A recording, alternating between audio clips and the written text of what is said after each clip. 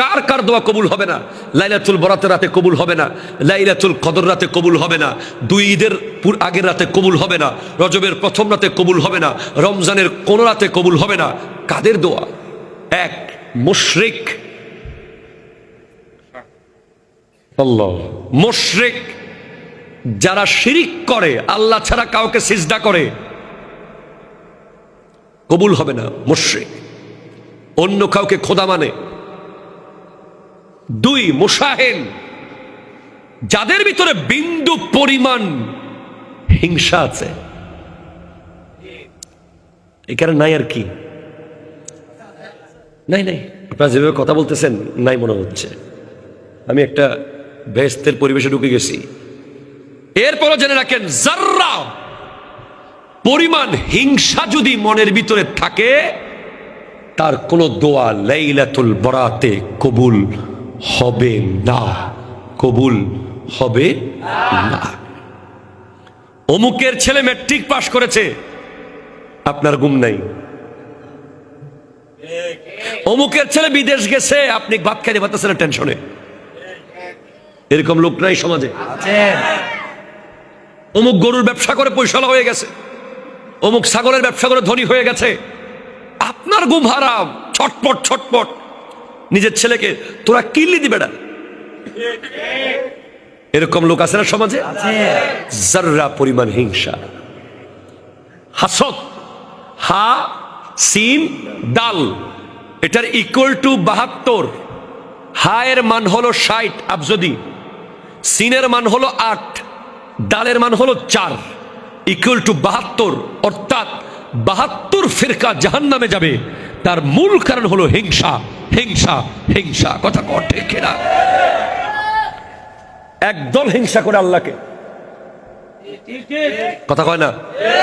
আরেক দল হিংসা করে নবীকে, আরেক দল হিংসা করে সাহাবায়ে কেরামকে, আরেক দল হিংসা করে আহলে বাইতে রাসূলকে, আরেক দল হিংসা করে আওলাদে রাসূলকে, আরেক দল হিংসা করে আউলিয়ায়ে কেরামকে, আরেক দল হিংসা করে উলামায়ে কেরামকে।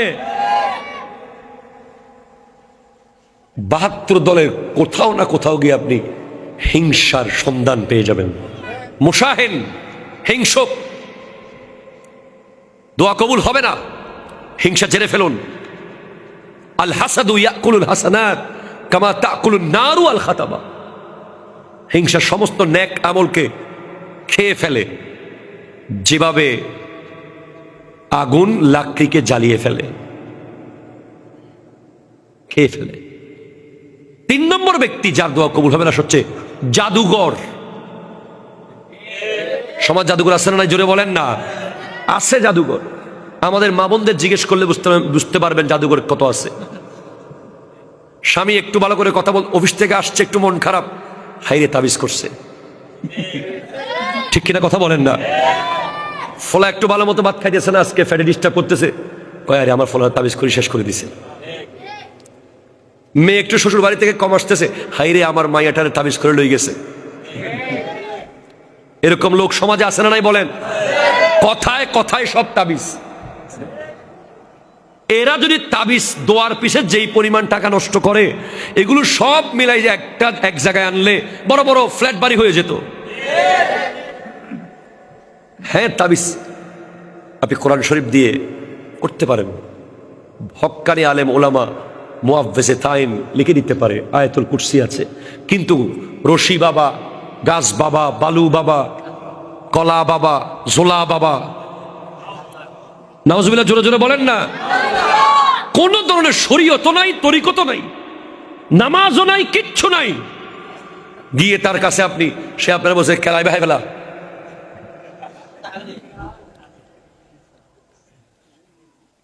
দরকার নেই। কোরআন শরীফ আছে, ঠিক কিনা? জোরে বলেন। কুল আউযু বিরাব্বিল ফালাক, কুল আউযু বিরাব্বিন নাস, সূরা ফাতিহা, সূরাতুল ফাতিহা, এটা সূরাতুল শিফা। সুবহানাল্লাহ। এর চেয়ে বড় তাবিজ কি আছে? আর জাদুঘর যারা আছে তারা তো বলে দেয়, লাইন করে দিই ভটিয়ারে, ঠিক কিনা? বলেন না। হ্যাঁ, হাম করে দিও। শব্দ কিরকম? হাম করে দিও। 1 লাখ টাকা লই আইস, পিছে পিছে দৌড়িব,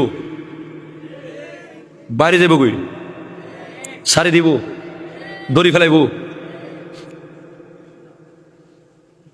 এই জাদুঘর যা জাদুবিদ্যা, মগা, বিভিন্ন রকম জাদু, এইগুলো যারা করে লাইলাতুল বরাতে তাদের দোয়া কবুল হবে না। Clear concept, clear. জাদুঘর। 4, যাদের ভিতরে 1 ফোঁটা মদ থাকবে, মদ, মাদক, শরাব 1 ফোঁটা, তাদের দোয়া লাইলাতুল বরাতে কবুল হবে না। 5, যারা বিন্দু পরিমাণ জেনা ব্যভিচারের সাথে লিপ্ত, বিয়ের আগে কোনো বেগানা মেয়ের সাথে সম্পর্ক, মোবাইল ফোনে কানেক্টেড, ফেসবুকে মেসেঞ্জারে যোগাযোগ, নিয়মিত আদান প্রদান, কথাবার্তা, বেগানা, বেহায়া, এদের কোনো দোয়া লাইলাতুল বরাতে কবুল হবে না। এবার 6 নম্বর, আমি 5টা বলছি, 6 নম্বরটা আরো বেশি ইম্পর্টেন্ট, খুবই জরুরি। ধরেন আপনি হিংসাও করেন না, আপনি মুশরিকও না, আপনি জাদুঘরও না, আপনার কাছে জেনার সাথে সম্পর্ক নাই, মদ শরাবের সাথে কোনো কানেকশন নাই, কিন্তু বাপ মার লগে আপনার সম্পর্ক নাই। ঠিক কিনা কথা বলেন না? প্রত্যেক মাসে মাসে বিভিন্ন বড় বড় মাহফিলে টাকা দেন, গরু আর মহিষ পাঠান, এরপরে প্রত্যেক বছর 3 বার করে উমরা করেন, কিন্তু বাপ মারে গ্রামের কুড়ে ঘরে রেখে দামি বাসায় গিয়ে বউকে নিয়ে ঘুমান, আপনার লাইলাতুল কদরের কোনো দোয়া কবুল নাই, নাই, নাই, নাই, নাই। ঠিক কিনা? কোনো দোয়া নাই আপনার জন্য। বাপ মা যার উপর সন্তুষ্ট, তার লাইলাতুল কদর, প্রতিদিন লাইলাতুল কদর, তার জন্য প্রতিদিন লাইলাতুল কদর।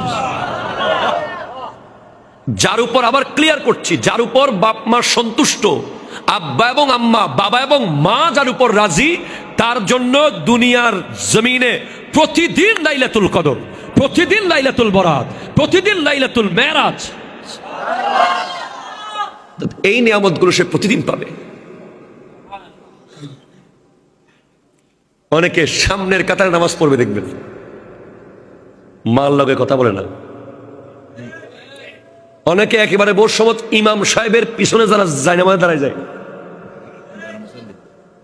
ঠিক আছে, বাবার লগে সম্পর্ক নাই।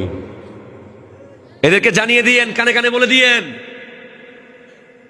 এদের নামাজ এদের মুখে মারা হবে, এদের সিজদা যাবে না জায়গা বরাবর। তাদেরকে বলিয়েন বাপ মার পজিশন যেন বুঝে, আল্লাহ এবং রসুলের পরের পজিশন বাপ মা।